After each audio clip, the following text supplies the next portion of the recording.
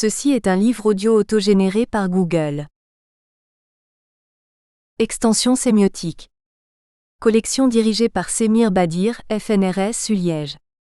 Extension sémiotique est une collection éditoriale consacrée à l'accroissement des domaines d'application des concepts sémiotiques. Elle offre en particulier une plateforme d'attention et de complémentarité entre pensée sémiotique et études relatives aux pratiques culturelles contemporaines. Dans la même collection, Ralitza Boneva, L'homme du sous-sol. Dostoïevski, Bresson Zeidel 2021.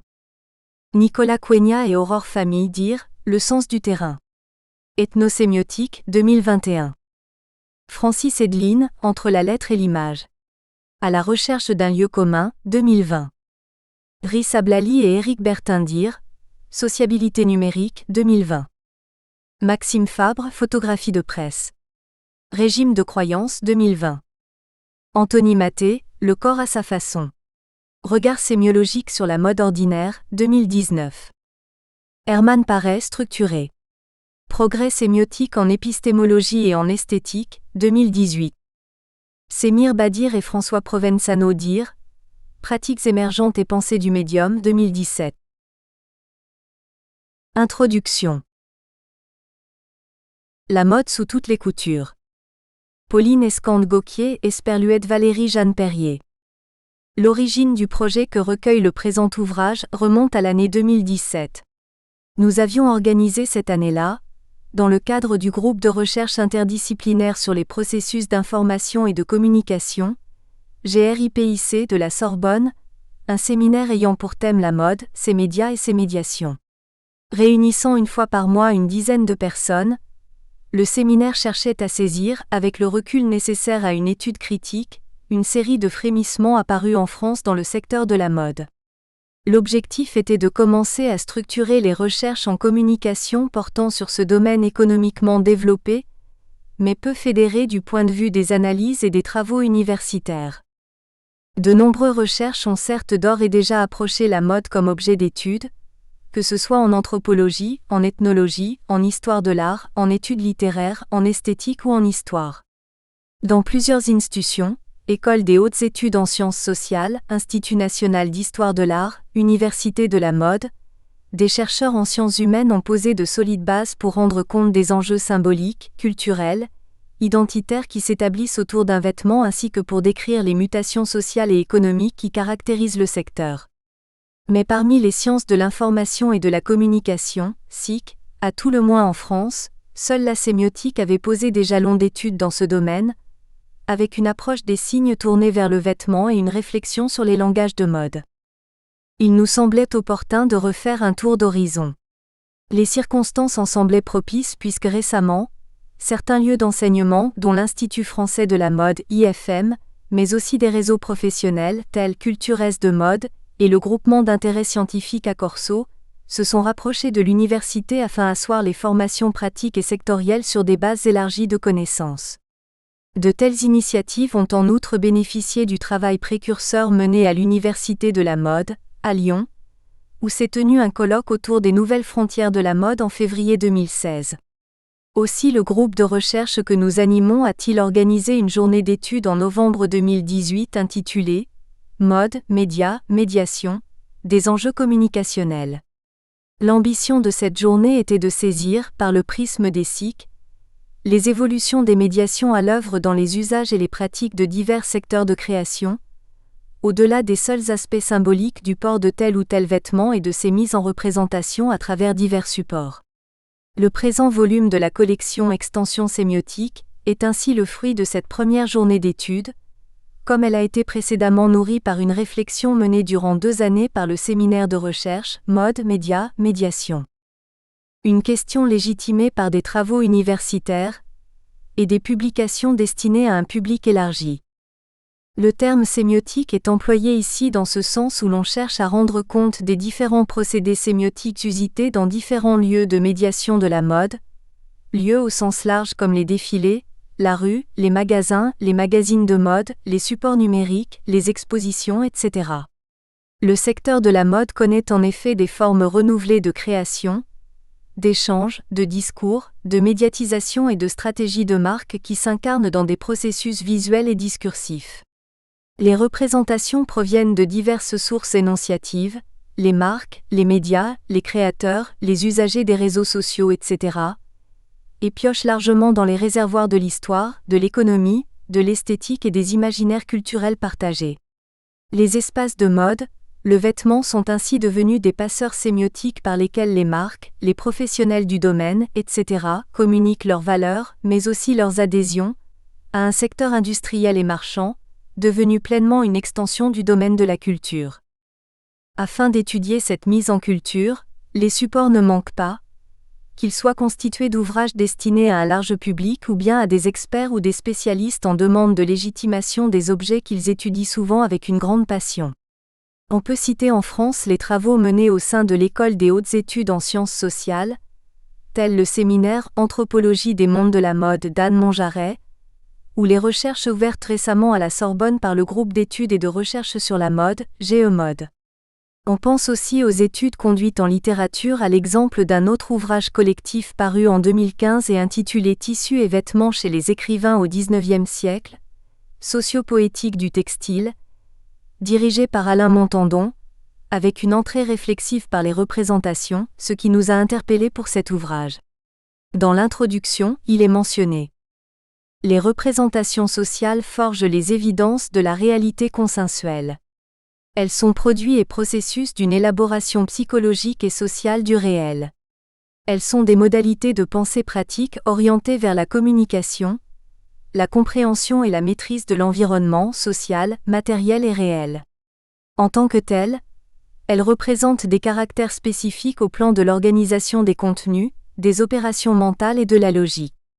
Le marquage social des contenus ou des processus de représentation est à référer aux conditions et contextes dans lesquels émergent les représentations, aux communications par lesquelles elles circulent, aux fonctions qu'elles servent dans l'interaction avec le monde et les autres, Montandon 2015 page 14.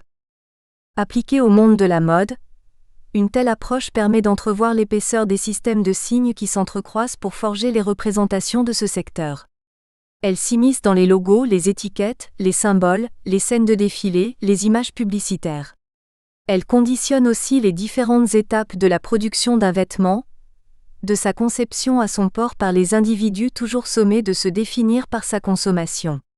Le système rhétorique de la mode concerne ainsi ses énoncés dans les valeurs idéologiques, mondaines, esthétiques, culturelles, sociales mais aussi marchandes. Au total, le secteur pèse en France, pour l'année 2018 notamment, pour près de 1,7% du PIB selon une étude de l'IFM citée par le site spécialisé Fil Rouge Mode. Si l'on dresse la liste des ouvrages dédiés aux créateurs, à leurs mentors, aux nouveaux modèles de consommation de la mode dite éco-responsable, aux histoires de la mode et du vêtement, on s'aperçoit rapidement que ce poids économique constitue un modelage sémiotique que chaque discipline tente de décrypter avec ses méthodes et processus d'élaboration d'un objet de prédilection. L'étude esthétique collectionne les photographies d'un auteur, celle de Peter Knapp par exemple, pour définir les apports de la mode à la société de consommation à une époque particulièrement riche en mutations, Cheval 2018. Le journalisme plonge dans les profondeurs de la biographie de Pierre Berger en tant que Pygmalion d'Yves Saint-Laurent, de Boutet-Esperluette Richebois 2020, ou bien déclare dans un dossier récent du magazine Le Nouvel Observateur que « mode et politique sont profondément liés », sous la plume de Clément Pourret.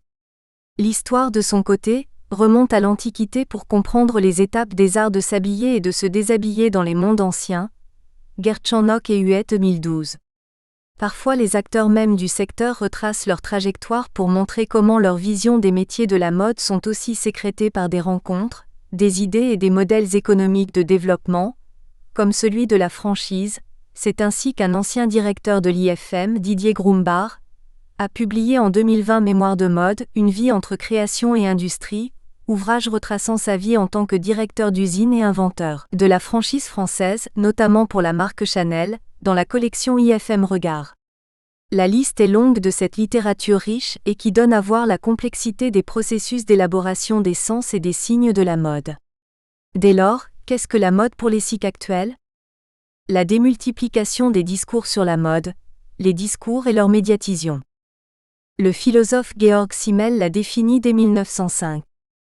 À la fois comme une expression du lien qui rattache l'individu à ceux qui partagent sa situation, de l'unité d'un groupe qu'elle définit, mais aussi du même coup la clôture que ce groupe oppose à ceux qui s'en voient par là exclus, Simmel 1905 page 1.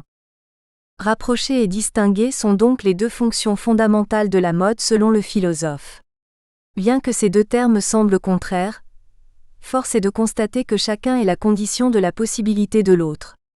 La distinction marque une valeur d'exclusion, mais la volonté de se démarquer ne peut s'opérer que par le rapprochement, c'est-à-dire le partage d'un savoir et la reconnaissance de codes communs. Cette opposition de valeurs est au fondement de l'empire de la mode car elle marque en quoi, avant même d'être un objet marchand, la mode est un pur besoin, produit des besoins sociaux, Simmel 1905 page 1. La pénétration grandissante de l'économie dans l'univers de la mode n'a fait qu'accentuer ces besoins sociaux, et donc leur médiatisation par des discours d'escorte. La médiatisation croissante par les différents médias, presse, télévision, cinéma, Internet, etc., et lieux de médiation, défilés, magasins, musées de mode, marque une accélération considérable de la production de discours sur et autour de la mode. Si le vêtement de mode et ses accessoires marquent l'appropriation individuelle de la consommation marchande de la mode, son industrialisation souligne sa standardisation et sa rationalisation marchande par l'émergence de marques, de figures de créateurs, de création de tendances pour les vendre, etc. Un paradoxe naît alors. L'uniformatisation des styles vestimentaires au sein de la société amène à une volonté des faiseurs de mode de se démarquer, de se singulariser en créant des styles qu'ils médiatisent, magazines de mode qui montrent comment se réapproprier individuellement la mode par l'effet mimétique tout en se distinguant, effet de recommandation par les blogs de mode, apparition des influenceuses de mode, etc. La médiatisation de la mode propose ainsi l'imitation d'un modèle donné, tout en répondant au besoin d'un individu d'être reconnu par la société. Elle le met sur la voie à suivre. Aussi, le partage collectif de ce qu'on pourrait qualifier de territoire de mode, émergence des discours sur la tendance, des saisons de mode, les discours marchands des marques par les valeurs de la marque, etc., et leur renouvellement permanent sont des indicateurs de l'accélération et de la démultiplication des discours de mode. La mode n'est pas uniquement ce que les individus revêtent, mais aussi ce qu'ils en disent et la manière dont ils la regardent. La mode ce n'est pas seulement ce que les femmes portent, c'est aussi ce que toutes les femmes et tous les hommes regardent et lisent. Les inventions de nos couturiers plaisent ou irritent, exactement comme un roman, un film, un disque, Barthes 1967 page 93. Il est donc d'autant plus nécessaire d'étudier la mode d'un point de sémiotique dans ces dispositifs de médiatisation, qu'on projette en elle ce qui agite le monde de croyances, de préjugés, de sentiments, de valeurs morales et de jeux de classe. Sur ce point, Édouard Sapir montre, dès les années 1930, comment la mode est rattachée à la coutume et à un modèle social général, à l'inverse de la tendance qui est restreinte à un petit groupe. C'est pourquoi il la résume ainsi. La mode est une coutume sous le déguisement d'un écart par rapport à la coutume, Sapir 1931, page 131. Elle se rapporte ainsi au désir de l'individu vivant en société de s'affranchir des principes régulateurs de cette société et de ses coutumes, par la variation stylistique. Elle manifeste la possibilité alors pour l'individu de faire un pas de côté, ou au contraire de se ranger à un ordre social, à une prescription collective du groupe. Ces écarts à la coutume, les individus vont soit les ratifier, soit les rejeter. Si Édouard Sapir est l'un des premiers auteurs à développer l'idée que la mode puisse être signifiante, dans le contexte des sciences sociales, Roland Barthes, dans les années 1960, pose à nouveau la question de sa signifiance avec son ouvrage Système de la mode, 1967, où il analyse l'objet mode comme un langage, avec un point de vue formaliste. Nous nous arrêterons particulièrement sur ses écrits, étant donné qu'il est le premier à penser sémiologiquement la mode. Barthes suppose que le vêtement ne se réduit pas à ses fonctions de parure, mais fait partie d'un système de signes. Il étudie alors le vêtement écrit, est celui dont traite la littérature de mode lorsqu'elle se fait le relais de l'image de mode. L'objet de Barthes n'est pas le textile mais le textuel. Barthes avance un argument épistémologique, la dimension signifiante du vêtement avec la mode, Amand et Simenauer 2017 page 15. Pour le dire autrement, L'auteur pense que le vêtement réel constitue un signe, mais le rapport de son signifiant à son signifié est fixé antérieurement par un texte. C'est ainsi que dans son article Le bleu est à la mode cette année, Barthes, 1960, il montre comment les journaux de mode fixent des axiomatiques établissant pour chaque saison un lexique de mode vestimentaire, c'est-à-dire un code liant les différentes pièces de la garde-robe entre elles, le tailleur, et leurs propriétés, le bleu, à des concepts, la jeunesse. Barthes s'applique à détailler la propriété du système de la mode, avec une monomanie méthodologique. Selon lui, le discours de mode est citationnel. Il fait dire quelque chose à des étoffes et des broderies confondant deux niveaux de langage distincts, le langage, les formes vestimentaires, et le métalangage, la littérature de mode. En mêlant continuellement le langage-objet et le métalangage, le discours de mode intègre ainsi à la fois un texte et son lexique. Les unités signifiantes sont alors tout de suite repérables car elles sont données par les axiomes ou dimensions du métalangage de la littérature de mode, ID, page 93. Ainsi, la littérature de mode est un métalangage qui définit les conditions de signification des vêtements réels, portés, qu'elle traite comme des expressions d'un langage-objet. L'intérêt du sémiologue pour le langage du vêtement provient de sa fascination pour les objets du quotidien, mais aussi de l'arbitraire des sens donnés aux vêtements, où les mêmes signifiants se voient attribuer des signifiés différents selon la tendance. La mode est une métaphore du langage car elle reproduit périodiquement par le rythme de saison de mode une cérémonie qu'on peut qualifier de baptismale, afin d'assembler les deux parties d'un signe, ibidem. En ce sens, le programme de Barthes prolonge la rêverie mallarméenne, de l'invention de la modernité, d'un langage pur et totalement gratuit, ID page 51.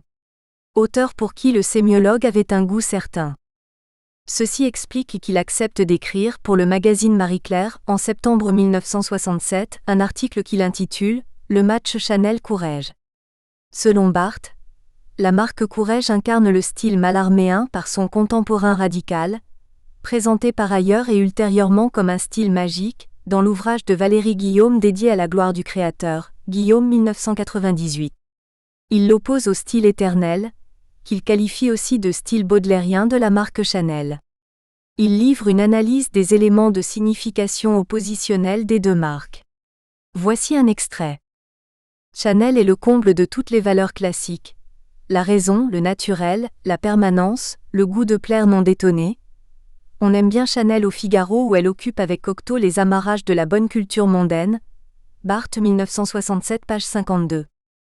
Il oppose à ce classicisme le futurisme de Courrèges. Courrèges habille, dit-on, les femmes de l'an 2000. On gratifie Courrèges des qualités fabuleuses du novateur absolu. Jeune, tempétueux, galvanique, virulent, fou de sport, amateur de rythme, téméraire jusqu'à la contradiction, ibidem. On voit comment ici Barthes essaie de rattacher les mythologies de mode à des marques. Chanel nie la mode car elle est intemporelle. Chanel travaille toujours le même modèle d'année en année comme on varie un thème en musique. Alors que Courrèges incorpore la mode car elle se fait et se défait, Courrèges invente une robe du soir qui n'est pas une robe mais un short. ID, page 53. Le rapport au temps sépare ainsi Chanel et Courrèges avec d'un côté la tradition, et de l'autre l'innovation. Des années après, le sémioticien Jean-Marie Floch, 2004, revient sur ce texte en offrant une lecture stylistique de la marque Chanel, traçant la voie pour une discipline insuffisamment pratiquée à ce jour, celle de l'analyse sémiologique appliquée à une marque de création. Mais, avec un point de vue communicationnel, car son approche sémiotique n'est pas intéressée par une seule typologie des signes de la marque, elle cherche à en saisir les conditions de production de sa signification. Aussi aborde-t-elle les identités visuelles selon le mode de production. Le texte identifie et explique les composantes d'une marque d'autant plus exemplaire que depuis sa création en 1909, elle n'a cessé de se régénérer, réactivant sans cesse son territoire stylistique et médiatique. Ces approches montrent comment des oppositions de valeurs sont publicisées par les marques et portées par des moyens de diffusion tels que la presse, mais aussi la télévision, le numérique, etc. Les valeurs conditionnent, en amont, les exigences de production d'un vêtement de mode et en aval, cadrent les conditions de sa médiatisation marchande. Ces approches soulignent par ailleurs comment le projet barthésien de démystification des mythologies, Barthes 1957, c'est-à-dire de déconstruire les assertions de valeur de l'économie capitaliste et de ses écritures, innerve encore dans les réflexions critiques sur la mode. La mode étant un objet que Barthes jugeait représentatif de la stratégie qui consiste à employer de la rhétorique, du discours pour masquer la dimension contingente et historique d'une réalité matérielle, la forme sensible du terme, et de la faire entrer dans une sorte d'éternel abstrait, celle du signe pur, Amand et Simenauer, 2017 page 15. La sémiologie, accolée à un point de vue communicationnel, permet d'ajouter une dimension critique aux analyses. De manière étonnante, aux alentours de 2020, l'un des lieux les plus actifs de cette logique critique est désormais la presse magazine, dans le même temps toujours grande pourvoyeuse de ces représentations soigneusement élaborées dans des cabinets de stylisme et solidement encadrées de stratégies médias orchestrées entre supports imprimés, défilés et désormais réseaux sociaux. À titre d'illustration, le support hebdomadaire M, le magazine du Monde, propose à chaque saison de mode un éditorial de mise à distance critique des économies du signe du secteur tout en étant l'écrin de séries de photographies de mode où sont élaborés des carnets de tendances d'une semaine à l'autre. On peut penser à l'exemple du numéro 468 dont la une porte un titre éloquent, Éternel recommencement ou nouvelle donne, vertige de la mode, suivi d'un dossier de 5 pages portant sur l'idée que le secteur, en crise, chercherait de nouveaux modèles, en raison d'une crise sanitaire qui aurait sommé l'industrie de la mode à se remettre en cause et de revoir à la baisse son rythme de production. Ainsi, aujourd'hui encore, il nous semble pertinent de rendre compte des moyens par lesquels la mode se modélise et se médiatise autour de croyances, de coutumes et d'un imaginaire collectif. Dès le préambule de notre présent ouvrage, la question épineuse d'une sémiotique de la mode est questionnée par Semir Badir qui montre comment cette sémiotique particulière est à la fois viable sur le plan théorique et applicable aux réalités contemporaines. Après ce retour critique, la démarche sémiotique est mobilisée par Pergia Gekuscu afin d'explorer les questions de l'identité, des revendications sociales, des artefacts, des symboliques et des croyances investies par les tenues vestimentaires de la mode calédonienne. Le vêtement est ensuite revisité sous l'angle de sa médiatisation par Rim Kirej Gervig, qui s'interroge sur ce lieu qu'est le défilé à l'écran, et sur la poétisation du spectacle de mode par le numérique. La mode, comme un dispositif de visibilité et de médiatisation marchande, est aussi étudiée dans un autre cadre, celui de la ville. Eleni Mouratidou analyse la rue de Sèvres à Paris, lieu où s'échangent des marchandises et des informations. Elle en défait les artifices et les croyances. Les médiatisations de la mode sont enfin interrogées via les discours qui accompagnent. Nous espérons que vous avez apprécié cet aperçu. Pour continuer à écouter ce livre audio sur Google Play Livres, utilisez le lien dans la description de la vidéo.